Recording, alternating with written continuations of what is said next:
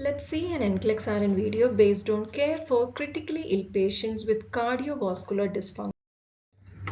The nurse has received the following provider orders for the patient in cardiogenic shock with a BP of 70 by 35 mmHg.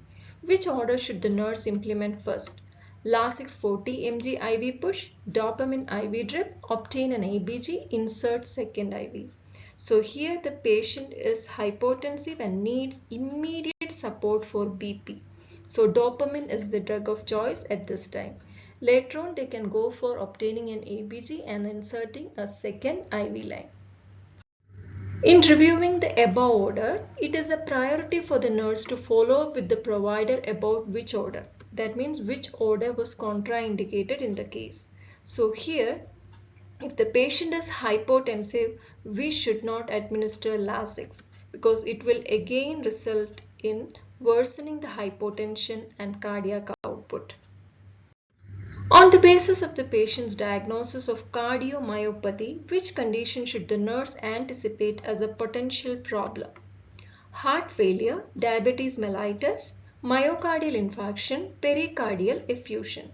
So, heart failure result with cardiomyopathy due to decreased pumping ability of the heart. The patient with a pulmonary artery catheter has a low pulmonary artery occlusive pressure. On the basis of this information, what intervention should the nurse anticipate?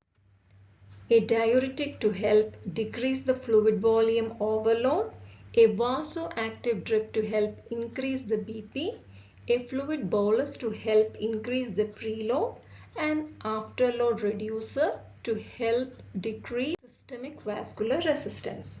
So here the patient is having a low pulmonary artery occlusive pressure. That indicates there is a decreased preload in the left heart. If there is decreased preload in the left heart, it means the patient requires more fluid or volume is required. A vasoactive drip would increase the BP, but it will not affect the volume. So here volume needs to be increased. So we cannot do that.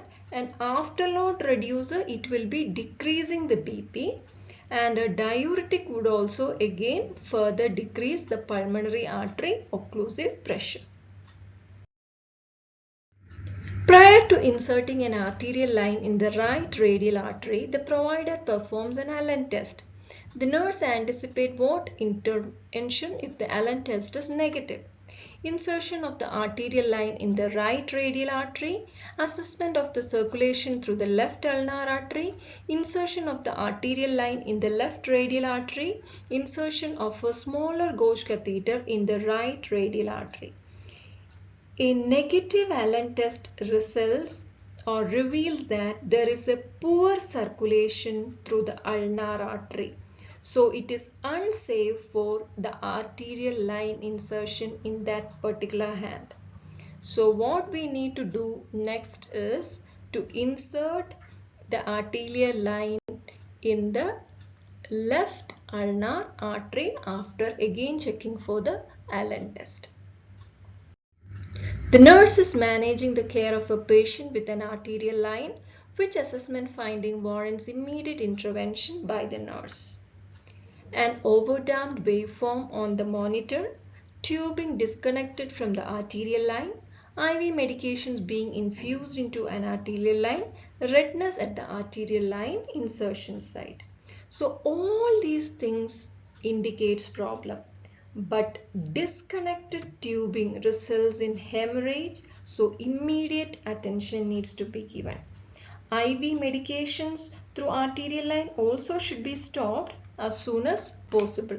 But secondly, then a damped or a flat waveform that requires assessment, either some positional changes or you should suspect air in the line, and redness indicates infection. The charge nurse is monitoring the care of several critically ill patients in the ICU, which patient requires immediate intervention by the provider. the patient with a PA catheter remaining in the wedge position, the patient with a saturation of 55%, patient with SVR of 1300, patient with a cardiac output of 3.2. Here, if you are seeing all the options, if you see the SVO2, SVO2 is mixed venous oxygen saturation, that should be in the range of 60% to 75%, but it is slightly decreased. Now it is 55% in this case. And the patient's systemic vascular resistance, the normal range is 800 to 1200 dyne seconds per centimeter raised to 5, but here the value is slightly increased, 1300. The patient with a cardiac output of 3.2, cardiac output normally will be in the range of 4 to 8 liter per minute, here it is 3.2. And also the patient with PA catheter remaining in the wedge position, it indicates the possibility of pulmonary artery occlusion requiring repositioning or discontinuation of the catheter. So that is the main thing we need to do here. The nurse is reviewing the laboratory results of a patient and notes that a cardiac troponin level was drawn. The test was drawn to determine which diagnosis: atrial fibrillation, ventricular tachycardia, myocardial infarction, congestive heart failure. Earlier in our videos we have seen that troponin levels are best lab indication for myocardial infarction. Atrial fibrillation and ventricular tachycardia are identified through an ECG, and a common blood test for congestive heart failure is an elevated brain natriuretic peptide (BNP). The nurse is caring for a patient with a diagnosis of MI. The patient calls the nurse because he is experiencing chest pain. The nurse administers a sublingual nitroglycerin tablet as prescribed. After 5 minutes, the chest pain is unrelieved by the nitroglycerin. The next nursing action is which of the following? Administer another nitroglycerin tablet, increase the flow rate of oxygen, contact the provider, call the charge nurse. So nitroglycerin, it can be typically be repeated 3 times and should be first attempted. Oxygen is the second level and oxygen will not reduce the pain also. If you are unsure about what to do, nurse should ask the charge nurse, and the provider should be informed of continued chest pain and effectiveness or not effectiveness of the nitroglycerin. So here we need to administer nitroglycerin tablet again. A 68-year-old male presents to the emergency department with complaints of crushing chest pain that radiates to the left shoulder. The patient is diagnosed with acute myocardial infarction. Admission orders include oxygen 2 liter via nasal cannula, blood work, chest X-ray, 12-lead ECG, and sublingual nitroglycerin. What should be the nurse's first action? Apply oxygen, obtain 12-lead ECG, administer the nitroglycerin, obtain the blood work. So here oxygen is the first priority to improve oxygen delivery to the heart. Second, administering nitroglycerin to relieve the pain, and also it will improve the coronary blood flow. We need to obtain 12-lead ECG and also should go for a blood work. The nurse understands which of the following are the symptoms of hypertrophic cardiomyopathy. HCM is hypertrophic cardiomyopathy. Weakened contraction, poor filling, decreased cardiac output, impaired systolic function, impaired diastolic function. So, hypertrophic cardiomyopathy, the muscle walls are thickened. So, contraction is not weakened, but there will be poor filling. And also this diastolic function of filling is impaired, which results in decreased cardiac output. This decreased cardiac output is because of impaired diastolic function or decreased Diastolic filling, you can tell. The nurse monitors for which complications in patients with cardiomyopathy? Ventricular dysarrhythmias, stroke, pericarditis, pulmonary embolism, pleural effusion. Damaged or scarred myocardial tissues put the patient at risk of dysarrhythmia. So ventricular dysarrhythmias can happen. Stroke and pulmonary embolism are complications because of weakened pumping and sluggish flow that result in clot formation. So these are the complications which may develop in patients with cardiomyopathy. The nurse questions which order for the patient with cardiomyopathy. ACE inhibitors, beta blockers, diuretics and sublingual nitroglycerin.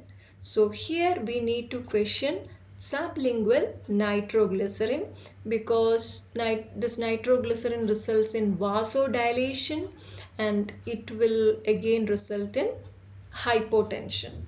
But all other will ACE inhibitors, beta blockers and diuretics will reduce the workload of the heart. So we can give that for cardiomyopathy. What action of intra-aortic balloon pump therapy supports cardiac function? Inflating the balloon during systole, increasing cardiac output. Inflating the balloon during diastole, improving the coronary circulation. Deflating the balloon during diastole, decreasing the systemic vascular resistance. Deflating the balloon during systole, improving the coronary circulation. Intra-aortic balloon pump is timed to inflate at the start of the diastole and deflate just before the diastole. So we need to inflate the balloon during the diastole. At that time it will improve the coronary circulation and it will again result in improving the systemic circulation also. But inflating the balloon during systole, if it happens, it increases the resistance and is harmful or it reduces the cardiac output. So we won't do this. And deflating the balloon during diastole does not have any beneficial effect on the systemic vascular resistance, but deflating the balloon during systole, it does not improve the coronary circulation, it will decrease the systemic vascular resistance. The nurse understands that ARN is used in the evaluation of a cardiogenic shock. Is it a PA catheter? Is it a LVAD or is it a RVAD or is it IABP? LVAD and RVAD means left ventricular assist device or right ventricular assist device. So here for the evaluation of cardiogenic shock we need to go for a PA catheter, and all other things what is listed here are treatment modalities for cardiogenic shock. This is a case scenario in which a patient Leo, a 60 to 68-year-old male, presents with complaints of crushing chest pain that starts in the center of his chest and radiates to his left shoulder. He is pale and diaphoretic and is complaining of nausea. His BP is 105/60 with a heart rate of 110 beats per minute. Oxygen saturation is 90%, so that is reduced. An ECG is performed immediately. Admission orders include oxygen 2 liter via nasal cannula, 1 tablet sublingual nitroglycerin to be repeated every 5 minutes for a total of 3 tablets as necessary, 325 mg of aspirin, 2 mg of morphine sulfate IV if nitroglycerin does not relieve the pain. 2 large bore IVs are started. Blood work include a cardiac panel that includes troponin, creatinine kinase, MB bands, complete metabolic panel, complete blood count, arterial blood gas, coagulation studies, everything. Metoprolol 5 mg IV is given continuously. Cautiously, and a chest X-ray is performed. The 12-lead ECG reveals the presence of a ST segment elevation in leads 2, 3 and AVF. If in these three leads ST segment elevation is not noticed, it indicates an inferior wall MI. His troponin level is 12. After gastrointestinal bleeding is ruled out with a quick rectal examination, a heparin bolus is given IV and a heparin drip is started. His condition begins to deteriorate. Now the blood pressure is 75-50 mmHg, heart rate 115 beats per minute. He is getting agitated and his extremities are cool and pale. ABG results show pH is 7.23, PaCO2 34, PaO2 is 48, HCO3 is 20, reveal hypoxemia and metabolic acidosis. Determine that it should be a cardiogenic shock. He started on norepinephrine IV drip to support his BP and a dobutamine IV drip to help improve the cardiac contractility. He is intubated and immediately transported to the cardiac catheterization laboratory for coronary angiography and percutaneous coronary intervention. Post-percutaneous coronary intervention, an IABP is inserted and is transported to the coronary care unit. A pulmonary artery catheter and arterial line are placed. PA line reveals a greatly reduced cardiac output of 2, increased occlusive pressure of 24, increased SVR of 1800 and decreased mixed oxygen saturation of 50%. BP remains low at 80 by 50 mm of Hg with a heart rate of 108 beats per minute. He remains on a norepinephrine and dobutamine drip. He remains intubated and on assist or control on the ventilator with a fraction of inspired oxygen of 60%. He requires continuous and extensive monitoring. He remains on the balloon pump and slowly begins to improve. His BP increases to 105 by 65 and the dose of norepinephrine is decreased. His SVR decreases slightly and his cardiac output improves to 4. His occlusive pressure decreases to 16 after a 40 mg dose of IV Lasix. His BP is stabilizing and his cardiac output is within normal limit. His ABGs pH 7.35, PaCO2 38, PaO2 85 and HCO3 24 reveal improved oxygenation and resolution of metabolic acidosis, demonstrating improved systemic blood flow. So here in this case scenario, what you have seen is the patient had come with an MI, but later on the patient went to a cardiogenic shock and the patient was undergone a percutaneous coronary intervention. IABP was inserted and after so much of medications and treatment, the patient was getting improved. The nurse monitors for which clinical manifestation in patient diagnosed with MI: chest pain, nausea, diaphoresis, hypertension, bounding pulse. So decreased blood flow through the coronary arteries result in the damage of the heart muscles. It will result in chest pain.